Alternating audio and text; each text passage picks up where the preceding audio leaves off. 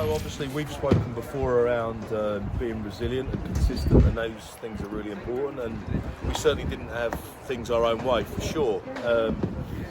So it's a good sign in a way. I'd like it to be more straightforward, but that shows we've got plenty of growing to do, which is good. But to show the test of character and overcome the challenges that were given to us by a Premiership team, which are always tough and they're very consistent, that was pleasing. But I'd like it a little bit more straightforward. Yeah, you talk about the tries you conceded because they were quite sloppy by Ospreys standards.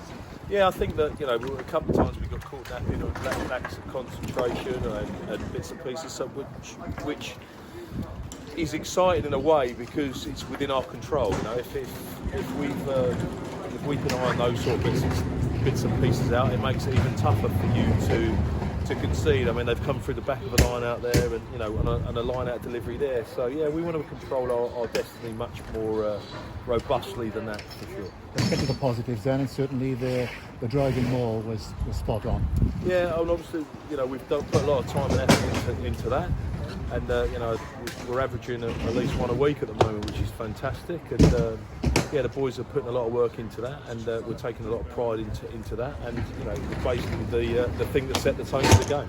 I know you never, as coaches, like to single out players, but there's two I'd like to mention. Stephen Myler, the kick for the driving line out in the first half.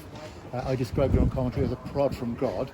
And also George North, back to his Lions best, really. Well, Steve Myler has been absolutely instrumental in the resurgence of the Ospreys, for sure. Everyone was there was a few eyebrows probably raised when I dragged another Englishman across the bridge. So from that point of view, I've known Steve Myler for a long time. I know what he brings, and in a team that we're trying to develop a lot of young players, to having a steady head and a very consistent performer and a leader, those things are important. I thought he was excellent, the way staying calm under pressure, never looked flustered, and led the team by example. So he was great.